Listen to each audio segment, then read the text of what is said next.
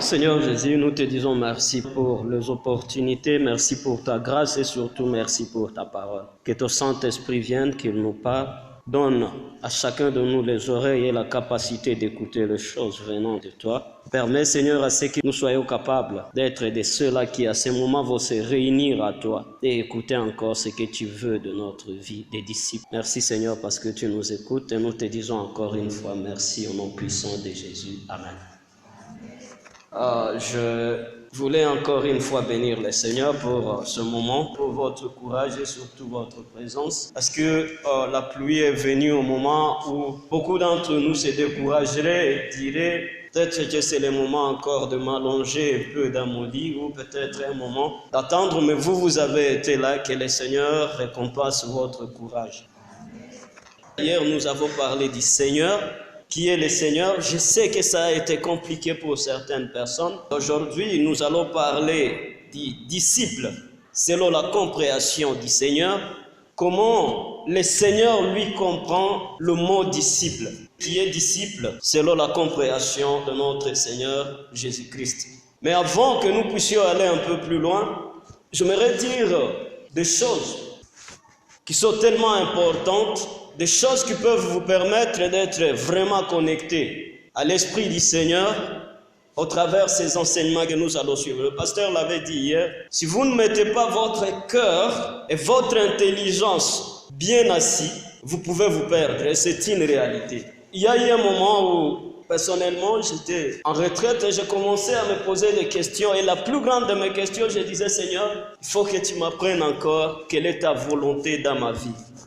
Et le Seigneur m'avait montré deux choses très très importantes sur lesquelles j'aimerais commencer même avant que nous puissions lire notre verset, parce que ça concerne ce sens d'enseignement des disciples. Le Seigneur m'a démontré clairement, il me disait, des fois vous demandez les choses, mais vous ne comprenez même pas l'ampleur de ces choses. Tu dis que toi tu voudrais comprendre ma volonté, je suis prêt aussi à t'indiquer ma volonté, mais à deux conditions.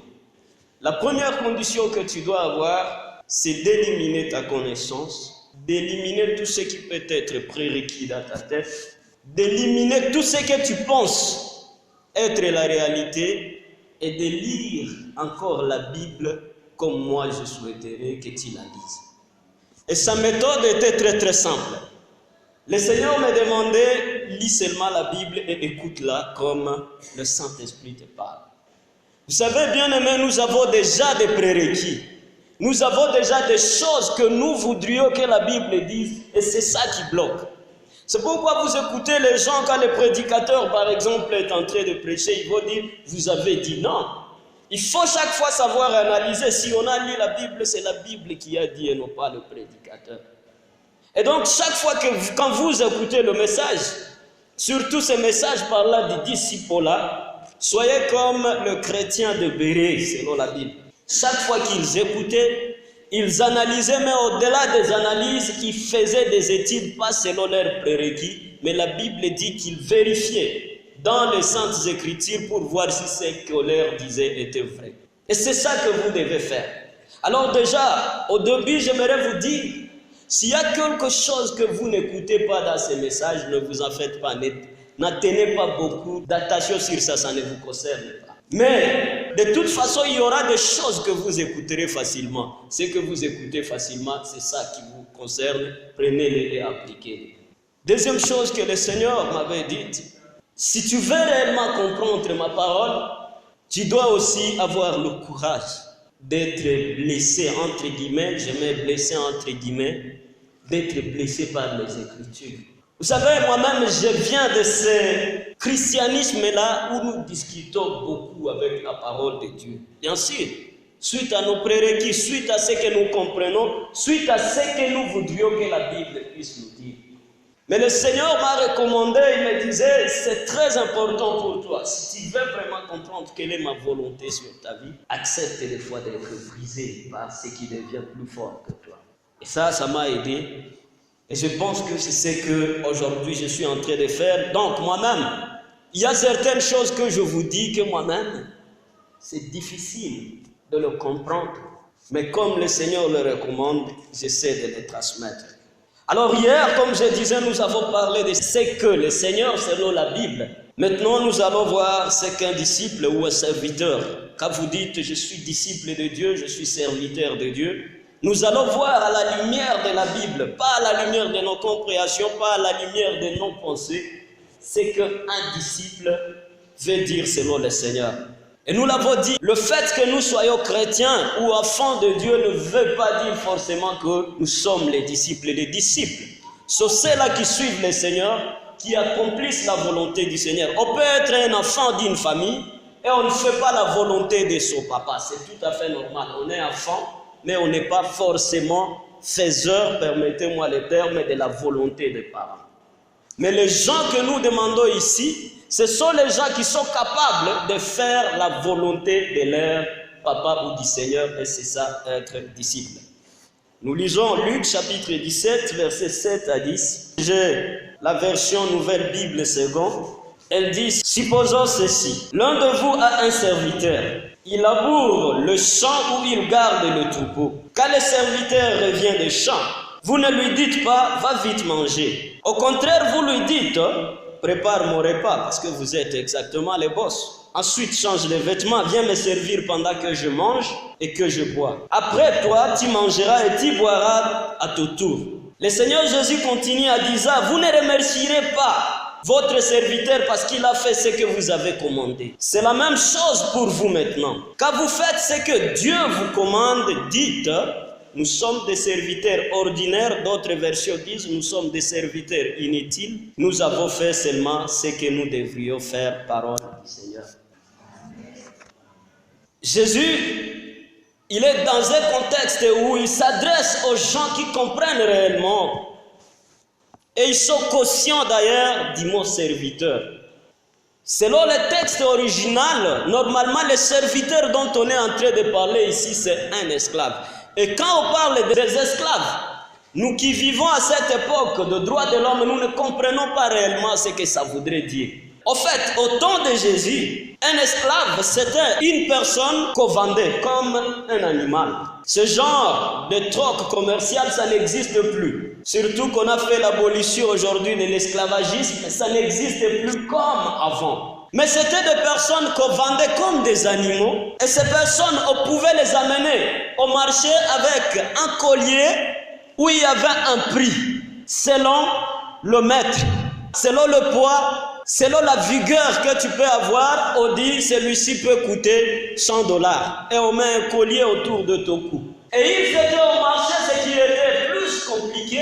Chaque fois qu'on venait de les acheter, ils perdaient tout. Ils perdaient leur pays d'origine, ils n'avaient plus de liberté. Mais au-delà de ça, ils n'avaient même plus leur propre identité. Si c'était Monsieur Jérôme qui t'achetait, automatiquement Jérôme faisait en sorte que quand il va t'acheter au marché, il prend un bijou qu'il va mettre sur ton oreille, et sur ce bijou peut écrire le nom de ton patron. Ça veut dire que tu deviens sa propriété. C'est que tu n'as plus de nom. Et on pouvait vivre facilement au temps de Jésus avec des esclaves qu'on ne connaissait même pas leur nom. On n'avait même pas besoin de connaître leur nom. C'est pourquoi si vous allez même dans l'histoire de l'Afrique, vous allez vous rendre compte que les Africains qui étaient exportés comme esclaves, ils n'avaient plus leur propre nom d'origine. Et donc, quand Jésus est en train de parler ici à ses disciples, il parle aux gens qui sont réellement conscients de ce que ça veut dire serviteur ou esclave. Et il dit, réellement, vous qui connaissez l'histoire de comment vivent le maître et leur serviteur, il est normal qu'un serviteur quitte le champ et que son patron lui dit, ok, quand tu viens de finir ton travail au champ, va sur la table et puis commence à manger. Je pense que les disciples qui connaissaient ce mot, ils ont bien dit, comment c'est la personne. Et Jésus, il est en train de dire exactement, ça ne se fait pas comme ça devant le maître et son disciple. Dès qu'il revient du champ, ce qu'il va faire, la première chose, c'est encore de demander les ordres pour dire, maître, je suis venu, qu'est-ce que je dois encore faire? Et Jésus dit, le maître va lui dire, comme tu reviens du champ, avec toute cette saleté, va d'abord te changer. Puis reviens me servir la table. Et quand tu seras en train de manger, va encore faire telle ou telle autre chose. C'est maintenant que quand tu vas finir, tu peux maintenant aussi aller manger des miettes. Et Jésus il dit, c'est la même chose avec vous qui devenez entre guillemets mes disciples. Chaque fois que vous ferez ce que vous venez de faire, ce que vous devriez plutôt faire, il faut que vous puissiez vous dire, nous sommes des serviteurs inutiles, nous avons fait ce que nous devrions faire.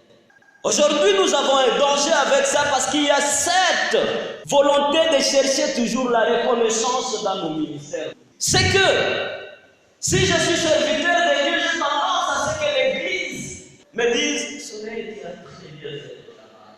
Si je chantais bien, j'ai tendance d'attendre à la fin du culte que les gens viennent et disent, ah, ma soeur, mon frère, en tout cas, ça vous dit, m'a parlé, c'était bien.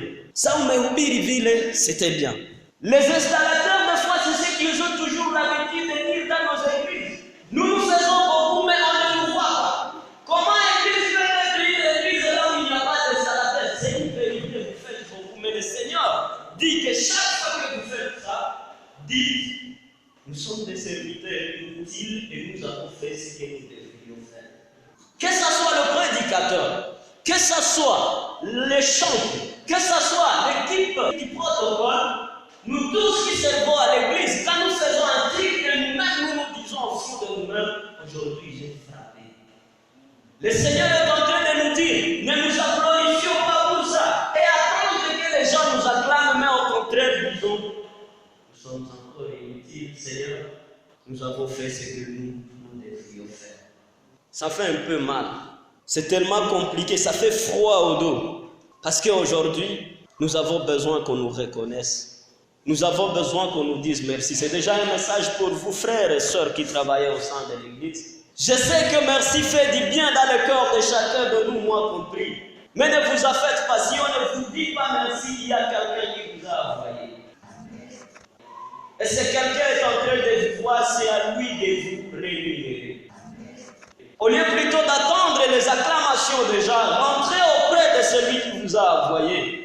Et dites, Seigneur, je suis encore là, qu'est-ce qu'il faut que je fasse? C'est comme ça que le Seigneur nous bénit. C'est comme ça que le Seigneur nous élève de grade à grade quand nous sommes ses serviteurs.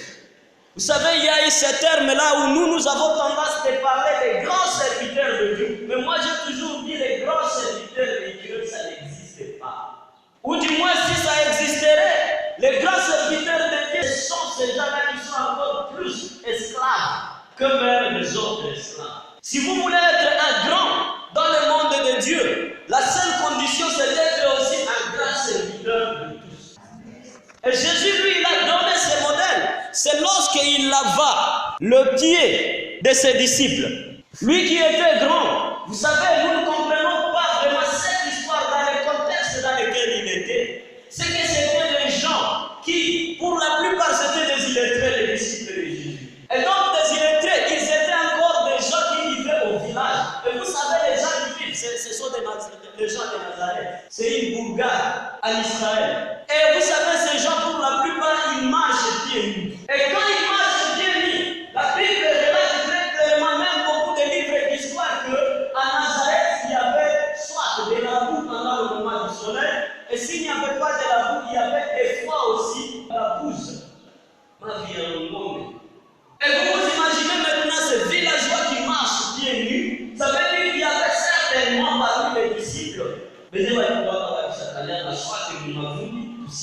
soit ils avaient de la bouse sur leur pied. Et ils arrivent quelque part où maintenant, ils veulent prendre un repas du soir. Et Jésus, pour donner un modèle de celui qui peut être grand dans ce royaume, il va s'adresser et il va commencer à les laver tous. Et si du moins, ils avaient plutôt des souliers, la plupart avaient des sandales, vous savez. Et alors, il enlève toute cette boue, mais il y a maintenant des hypocrites qui commencent à s'élever. Des gens comme Pierre qui disent, oh maître, non, ce n'est pas toi qui devrais faire ça, ça c'est à nous. Mais je suis en train de vouloir demander à Pierre, vous entendez maintenant quoi? C'est quand il y a quelqu'un qui fait la chose pour la première fois que maintenant nous commençons à reconnaître et de dire, ah, il a une occasion pour maître. Et il voulait même l'interdire pour dire, non, attends, il est une occasion. Et il faut dire, c'est toi qui es le maître. Jésus, j'aime sa réponse, il dit, ce n'est pas à vous de me dire que je suis maître. Je connais qui je suis. Je connais qui je suis. C'est que dans le royaume des cieux, nous connaissons notre grâce spirituelle. Je peux être ton père spirituel, mais pour mériter cette paternité spirituelle, cela part avec les services. Et c'est ce que Jésus voulait montrer à ses disciples. D'ailleurs, il va le dire. Si tu veux être grand dans mon royaume, il faut accepter tout d'abord de servir. Et donc, le disciple est caractérisé par la vie du service. Ce n'est pas question de titre toujours. Vouloir être président, c'est magnifique, c'est waouh, c'est bon. Vouloir être pasteur, vouloir être dirigeant de telle ou telle autre commission, c'est cool. Mais au-delà de ces titres, voyez quel service vous êtes en train de rendre pour le Seigneur. C'est ça le vrai disciple-là. Et Paul, il avait bien compris que nous sommes réellement les esclaves du Seigneur, que nous avons été rachetés par lui à un grand prix lorsqu'il dit à Romains chapitre 14, versets 7 à 8, personne parmi nous ne vit pour soi-même. Et il ajoute à disant, personne aussi ne meurt pour soi-même. Si nous vivons pour le Seigneur Jésus, mais aussi si nous mourons pour le Seigneur. Alors en vivant ou en mourant, nous appartenons au Seigneur Jésus. Nous appartenons à Christ. Ça veut dire ma vie est devenue la vie de Christ. C'est lui en fait qui est aux commandes. C'est lui qui me demande ce que je dois faire. Vous savez, nous avons des programmes dans nos vies. Nous avons des programmes pour le célibataire de mariage. Nous avons des programmes pour des gens qui veulent avoir du travail. Toutes ces choses, c'est bon. Mais où est le Seigneur dans tout ce programme? Où est le maître? Où est celui qui donne de l'ordre dans tout ce programme? À un moment, il est arrivé dans ma vie.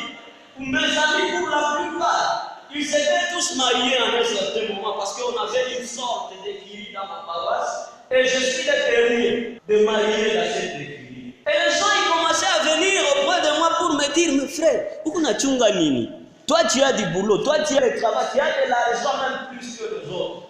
Pourquoi tu ne te glorifies pas? Et moi, je répondais, je disais à ces gens, je dis, moi je n'ai jamais entendu le Seigneur me parler de ce plan. Et les gens, ils ne comprenaient pas, ils me disaient, je disais, oui, c'est lui le Seigneur. En fait, mes soeurs, mes frères, nous ne sommes pas tous obligés d'être mariés. Il y a des gens qui seront célibataires, mais la grâce, c'est qui iront au ciel. Notre Seigneur Jésus, lui, il a été célibataire, mais il siège aujourd'hui à la droite du Père. Donc, nous ne sommes pas dans une course à la montre dans cette vie. Ma vie n'est pas ta vie. Nous ne sommes pas obligés de vivre les mêmes choses dans la marche de la foi. Mais le plus grand problème que nous avons aujourd'hui, c'est que nous ne comprenons pas réellement que nous appartenons au Seigneur. Qu'est-ce que le Seigneur décide de ta vie de célibat? Qu'est-ce que le Seigneur décide de ta vie de couple? Qu'est-ce que le Seigneur décide pour ton ministère? Vous savez, s'il faut parler de ministère aujourd'hui, nous avons beaucoup d'intrigues dans nos ministères et c'est ça qui tue même les disciples dans nos églises. Nous avons des pasteurs qui ne sont pas dignes d'être des pasteurs. Des gens juste qui ont vu que c'est important de profiter et dès qu'ils ont eu juste une faille pour après, ils sont devenus aujourd'hui des pasteurs. Je dis, tu sais, pasteur, il y a un problème très sérieux aujourd'hui avec beaucoup de gens qui viennent dans le ministère. C'est parce que la plupart d'entre eux n'ont pas été appelés. Ils ne savent même pas ce qu'ils font dans ce ministère. Quelqu'un peut être dans une chorale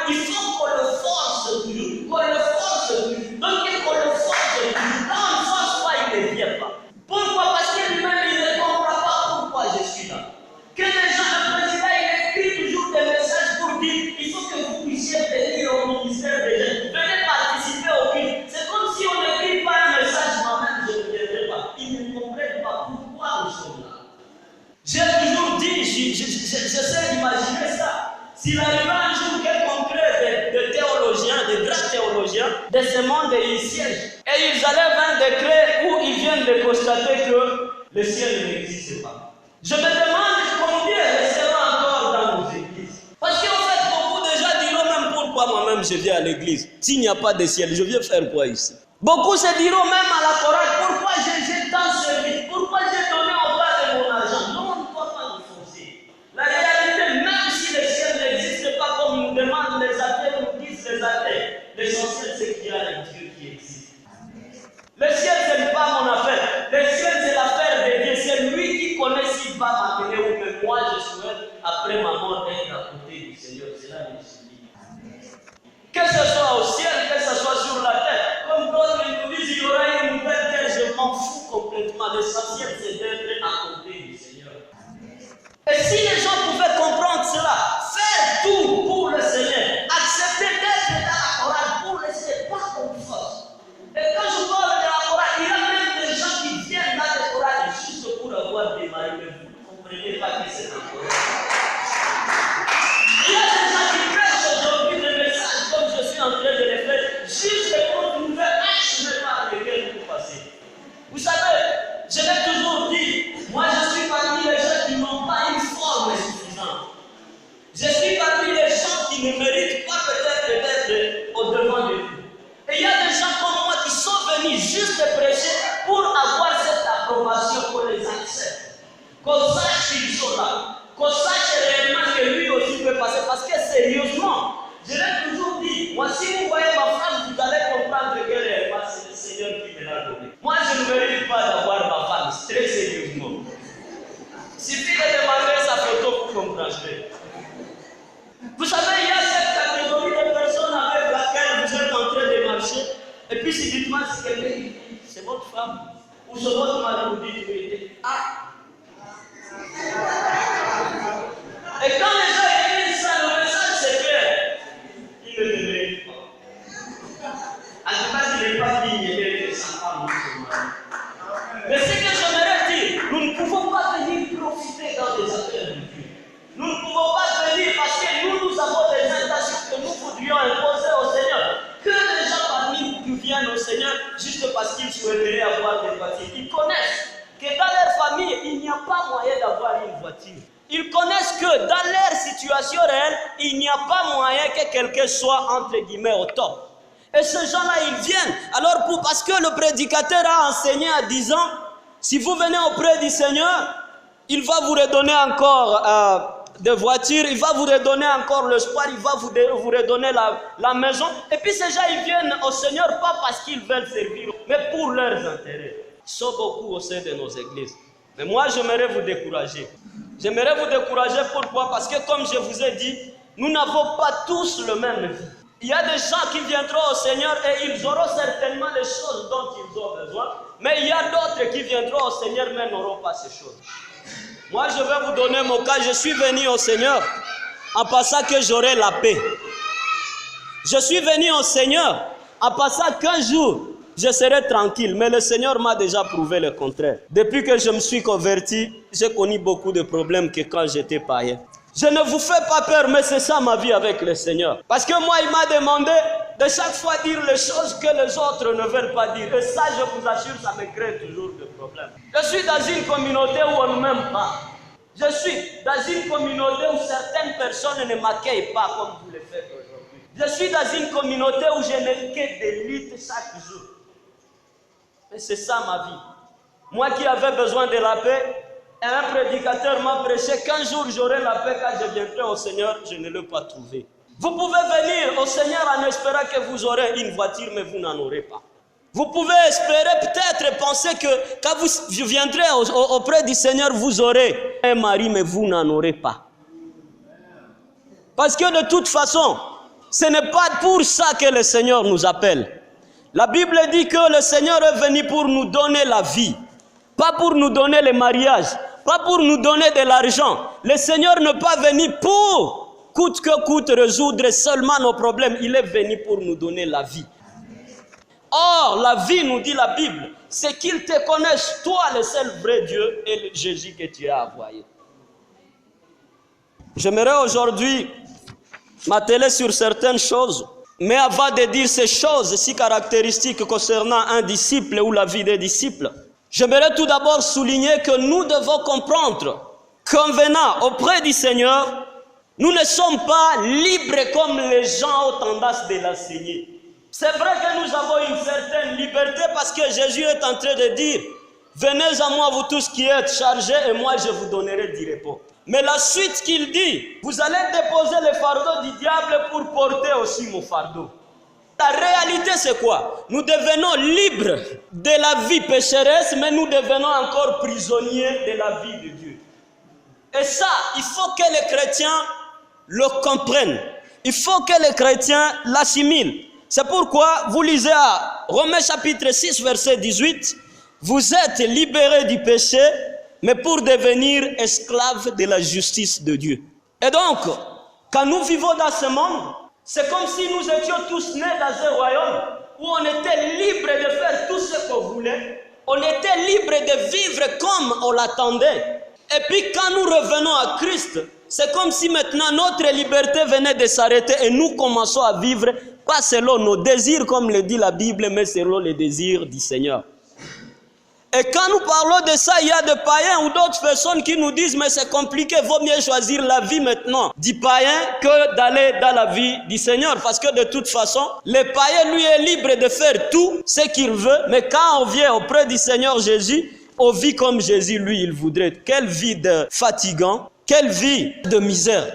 Mais j'aimerais vous rassurer, mes frères et sœurs, quand nous choisissons de vivre pour Jésus, ce n'est pas une vie de misère. Ce n'est pas une vie de souffrance. Quand je compare les deux vies, je me suis toujours considéré à donner l'exemple de chez nous à Goma où il y a le lac. Vous êtes en train d'aller à Bukavu. Vous êtes en plein milieu du lac, dans ce qu'on appelle Grand Lac, parce qu'au niveau du Grand Lac, vous ne voyez que le bateau. Et quand vous voyez à gauche, vous voyez la fin du monde. Ici, la fin du monde et là, la fin du monde.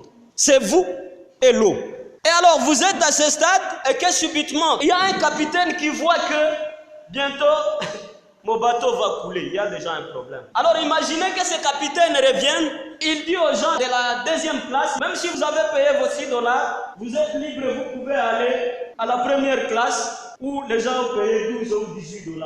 Il va au niveau du bar, il dit, vous pouvez mettre du volume autant que vous voudriez. Si vous voulez casser toutes choses ici, et en cassant toutes choses, c'est nous qui allons payer. Et il quitte là-bas, il va auprès maintenant, déjà de la première classe, il dit, dans ce bateau, jusqu'à ce qu'on arrive, vous êtes libre chacun de faire ce qu'il veut. Et il rentre pour aller maintenant se cacher parce qu'il sait que ça va couler. Vous savez, si on arrivait à dire aux passagers ce genre de choses, qu'est-ce qu'ils diront? Ah, notre capitaine est tellement gentil. Lui, il nous laisse, nous qui avons payé seulement $6, nous voici maintenant à la classe de $12. D'autres là sont en train de casser des bouteilles, ils prennent des boissons, ils boivent, ils se disent, ah, pas ça, ils ont bateau. Mais la réalité, c'est quoi? C'est que c'est une question de temps. La réalité, c'est que ce bateau va couler. Et c'est la même chose que le diable fait avec ses enfants. Il est en train de dire à ses enfants, vous êtes libres de faire tout ce que vous voulez. Mais ce qu'il ne veut pas leur dire, c'est juste que c'est une question d'état. L'état est compté. C'est pourquoi la Bible est en train de nous dire que nous devons accepter ce joug. Nous devons accepter ce fardeau que Jésus nous donne. Parce qu'au-delà de nous interdire de vivre comme nous voulons, c'est aussi pour notre bien en nous conduisant vers la vie éternelle. Et donc nous avons intérêt, comme je vous disais, de prendre vraiment Jésus comme un impératif. Parce qu'on peut sembler être libre et on se considère comme le roi dans le royaume des ténèbres. Mais en réalité, c'est une question de temps. Et les gens, ils sont là, ils ne comprennent pas. Ils disent, Satan est gentil, hein? Notre vie dans le passé, c'était cool parce que là, on était libérés, on fait ce qu'on veut. D'accord, vous faisiez ce que vous faites, mais aujourd'hui, vous devez accepter encore d'être conduit par le Seigneur Jésus parce que ce n'est pas pour coûte que coûte le bien de Jésus, mais c'est aussi pour votre bien. Et nous avons dit ça hier. Si il arriverait que Jésus gagne, mais qu'est-ce qu'il manquait avant même que nous soyons? S'il arriverait que nous sommes tellement importants dans les yeux de Jésus, c'est juste par sa grâce, mais ce n'est pas parce que nous le méritons. 6 choses, je vais finir par là aujourd'hui, qui sont les caractéristiques que chaque disciple de Christ doit avoir. Luc chapitre 9, versets 23 à 26, Jésus dit, « Si quelqu'un veut être mon disciple, qu'il renonce à lui-même, qu'il se charge chaque jour de sa croix et qu'il me suive. Car celui qui voudra sauver sa vie, mais celui qui la perdra à cause de moi la sauvera. Que sert-il à un homme de gagner le monde entier s'il perd ou s'il se perd ou se détruit lui-même? En fait, celui qui aura honte de moi et de mes paroles, le Fils de l'homme aura honte de lui quand il viendra dans sa gloire et dans celle du Père et des saints anges. Première caractéristique, un disciple de Jésus doit être prêt à être rejeté.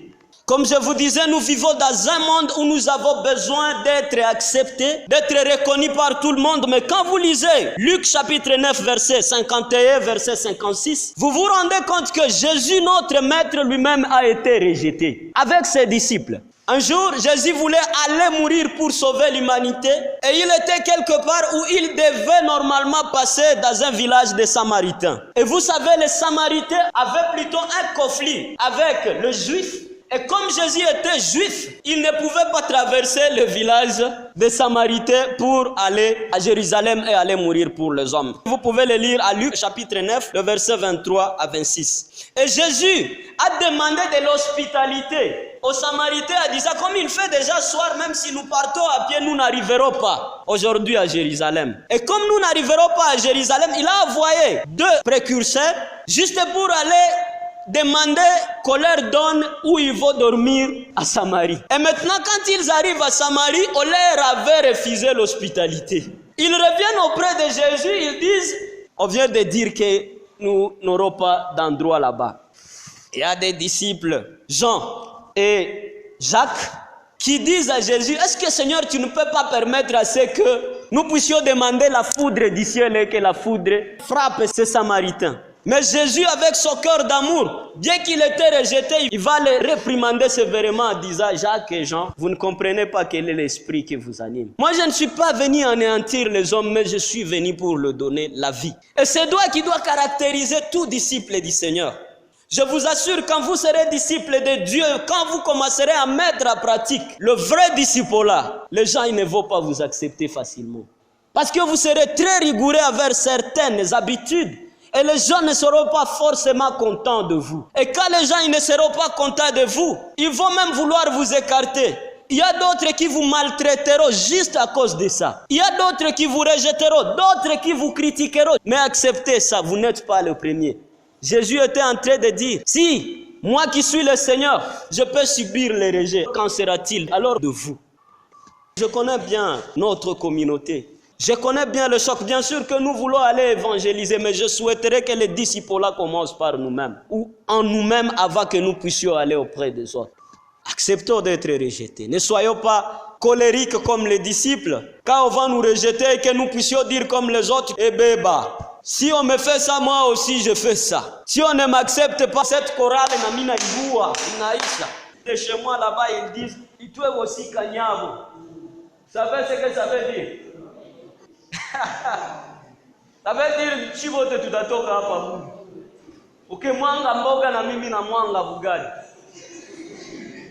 Et c'est ce que vous êtes en train d'écouter même aujourd'hui. Quand on parle de la question de la femme, il y a des gens qui sont là pour dire, en tout cas, wakifanya tu ile kope na shie tunaenda huko kitu. Des fois les gens ils semblent être animés par un bon esprit, c'est ça Jean et Jacques. Des fois, ils semblent être de bon côté pour dire, lakini, ama hivi unatukatalia fasi ya kulala juu ya nini? Tupapige tu radi bishie. Ce n'était pas coûte que coûte une mauvaise demande. Mais Jésus est en train de leur dire, vous ne savez pas quel est l'esprit qui vous anime. Eh bien aimé, c'est ça que vous devriez vous demander avant de prendre chaque décision contre la CBK. Quel est réellement l'esprit qui vous anime? Nous qui sommes de vrais disciples de Dieu, comme je vous disais, c'est jusqu'à ce qu'on nous chasse. Mais même si on nous chassait, on ne va pas partir. On sera là tant que le Seigneur le voudra. Deuxième chose, les disciples aiment son prochain. J'en parlerai beaucoup demain. Mais au moins nous comprenons qu'une des caractéristiques fondamentales du disciple, et surtout les disciples-là, c'est l'amour du prochain. Et le Seigneur voudrait à ce que nous puissions être de ceux qui propagent l'amour tout d'abord au sein de son temple. L'amour auprès de tous ces gens qui sont à côté de nous. Jésus a dit dans la Bible, on vous reconnaîtra par l'amour. Lorsque vous allez commencer à vous aimer les uns les autres, c'est là qu'on reconnaîtra que vous êtes mes disciples. Il n'est pas dit que lorsque vous irez montrer aux autres que vous savez chanter, il n'est pas dit que lorsque vous montrerez aux autres que vous savez prêcher, il n'est pas dit dans la Bible que lorsque vous commencerez à parler de moi en public, que l'on va dire que vous êtes mes disciples. Mais on reconnaîtra que réellement vous êtes mes disciples lorsque vous allez vous aimer les uns les autres. À cela, je voudrais faire l'appel d'un amour sincère au sein de nos ministères. Parce que c'est ça la reconnaissance des enfants de Dieu dans les disciples-là, l'amour du prochain. J'insisterai sur ce point demain, c'est pourquoi je saute, je vais vers le troisième point qui doit caractériser un disciple, c'est qu'un disciple, il est humble. Et quand nous parlons du disciple-là, c'est l'humilité dont Jésus fait preuve qui revient notre modèle sur ce point. Philippiens chapitre 2, verset 5-7, la Bible est en train de dire « Ayez à vous les sentiments qui étaient à Jésus-Christ, lesquels, existant en forme de Dieu, n'a point regardé comme une proie arrachée d'être l'égal de Dieu, mais c'est dépouillé lui-même, apprenant une forme de serviteur, en devenant semblable aux hommes. » Les sentiments qu'avait Jésus-Christ dans l'humilité, c'est ces sentiments que nous devons avoir. Vous savez, aujourd'hui, la plupart d'entre nous prédicateurs, nous ne sommes plus humbles. Les gens, ils disent, moi, mais ils font ça sous une autre forme. Et ils vont vous dire, il faut ajouter un terme par la grâce de Dieu. Vous voyez quelqu'un, il dit, moi, je suis le grand prédicateur de la CDK, mais ne vous rappelez pas, c'est par la grâce. Un jour, j'étais à Kigali, et il y avait un homme de Dieu, un prêtre, qui m'a conduit dans son orphelinat. Et il m'a étonné avec un exemple, il me disait, tu vois Soleil, il y a des gens qui ne font ici rien. Mais vous les écoutez faire des bruits partout, ah, nous faisons. Mais tu vois moi, j'ai un orphelinat, comme celui-ci. Mais je suis là, je suis calme. Moi je ne dis rien. Et puis moi je lui ai dit, mais papa, quand tu es en train de dire ça, à quoi tu es différent de tous ces gens? Toi tu dis que les autres ils sont des fanfarons, ils disent beaucoup de choses et au même moment toi tu es en train de les dire, mais sous une autre forme. Tu vois, tu as kujitapati. Watu hawajuaje. Ukiangalia watu wa maeneo huku tuko mambo tuko tukani. Tuko gani? En tout cas, ce sont des gens qui n'ont plus d'humilité en eux. Il faut sembler juste d'être un. Et moi d'ailleurs, j'ai défini l'humilité comme cette façon juste de reconnaître sa place dans la société. Tu n'es ni en haut, tu n'es ni en bas, tu es juste toi-même. C'est ça ce que moi j'appelle l'humilité. Parce qu'il y a d'autres gens qui pensent que c'est rabaisser, c'est ça l'humilité. Jésus, lui qui était maître, il va laver les pieds de ses disciples, mais lorsque ses disciples viendront lui dire, non, c'est pas le maître, il dit, je connais qui je suis. Je connais qui je suis. Si je vous lave, ce n'est pas parce que je veux le rabaisser, mais c'est juste parce que je veux vous donner une leçon. Je connais. Reconnaître qui tu es dans cette communauté, reconnaître qui tu es dans cette église, reconnaître qui tu es dans le ministère, c'est ça ce qu'on appelle l'humilité, qui est caractérisée plus par l'estime de soi, pas l'orgueil. Pas dire que Bissondé, si nous ne faisons pas ça, c'est fini, cette chorale est finie, si nous on n'est pas dedans, c'est fini. Pas dire que si nous on n'est pas dans la CBK, là c'est fini, donc il n'y a rien, là-bas les dirigeants, c'est chaos, nous. Un disciple de Dieu est humble. Quatrième chose, le disciple est totalement attaché à Jésus et totalement détaché du monde. Je le dirai sous d'état. Attaché à Jésus, totalement. Il dépend de Jésus totalement, mais il est aussi détaché du monde. C'est le deuxième cas. Totalement. En fait, dépendre de Jésus ne fait pas de nous, entre guillemets, des extraterrestres. Nous vivons sur la terre, mais tout en vivant sur la terre, nous savons que nous sommes sous la conduite du Seigneur Jésus. Parce qu'il y a aujourd'hui des chrétiens qui disent, moi je n'obéis à personne sur cette terre, je n'obéis qu'à Jésus seul. Ils ne veulent plus écouter les autres, ils veulent les corriger et dire, toi tu es qui? Jésus c'est lui notre maître par excellence, toi tu vas me dire quoi? Et donc celui-là il a tendance, entre guillemets, de s'attacher à Jésus, mais tout en se détachant du monde d'une façon hypocrite. Nous vivons dans ce monde, et dans ce monde, il y a des gens que le Seigneur a mis au devant. Vous savez, j'ai toujours dit ça par là aux gens de la CBK, ils ne comprennent pas c'est quoi même être pasteur dans la CBK. Un pasteur peut être moins âgé que toi, ce n'est pas l'âge qui compte. Un pasteur peut être moins intelligent que toi. Ce n'est pas l'intelligence qui compte, mais ce qui nous différencie les uns des autres, c'est l'onction que Dieu pose sur nous. Et si nous ne comprenons pas ces choses, il arrive un moment que nous avons tendance à voir celui qui joue la batterie là-bas, le drum. Nous disons, avant le Libanon, il nous casse. Qui va passer où, Dieu? Mais ce que nous oublions, c'est que mon cher, il y a des gens qui ne viennent qu'à l'église. Ils écoutent notre prédication juste parce qu'ils savent.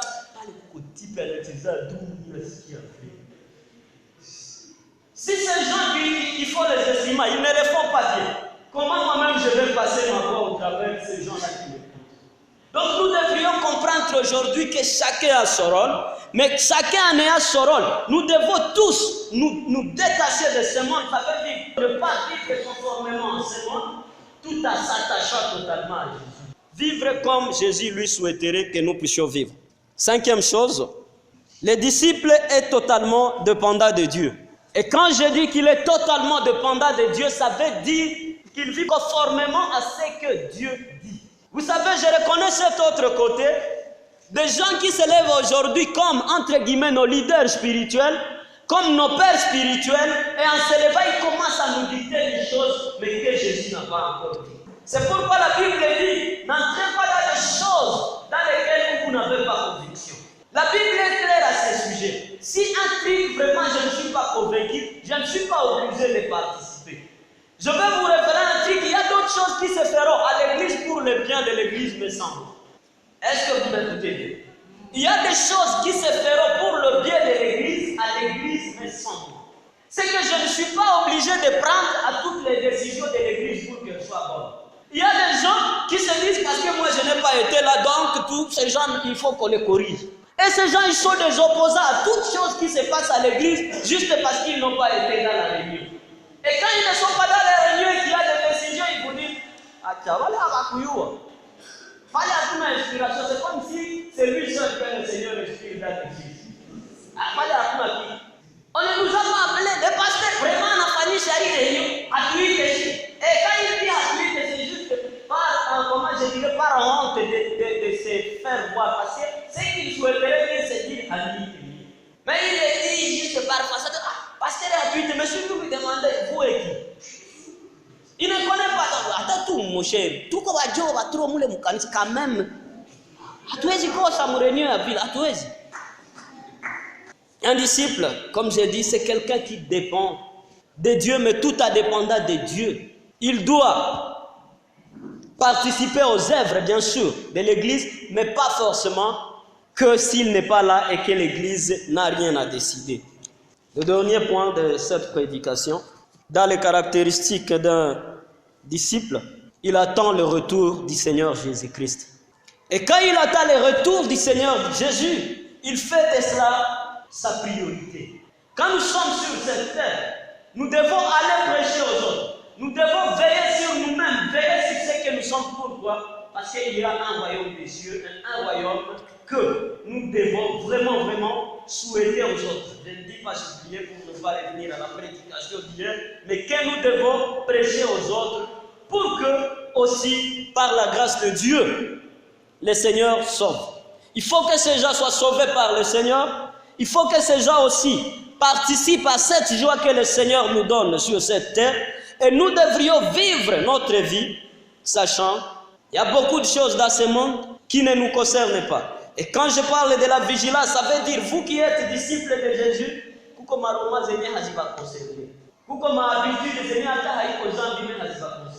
savez, c'est dangereux pour un chrétien. C'est très dangereux. Il est masongi donc ça on a après. Ukishasikia watu wawili hawasikilizani unajisikia après, c'est dangereux pour elle.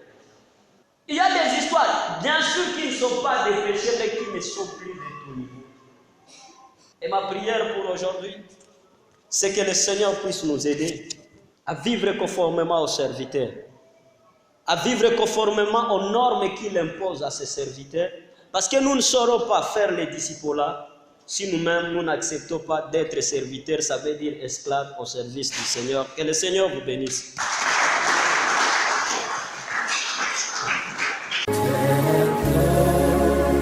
Je suis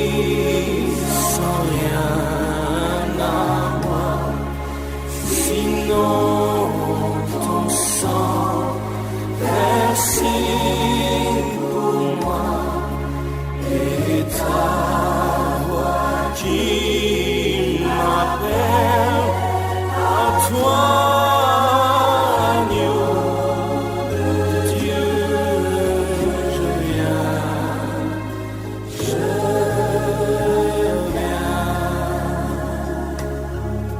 tel que je suis, ton cœur est prêt à prendre le mien, tel qu'il est, pour tout changer.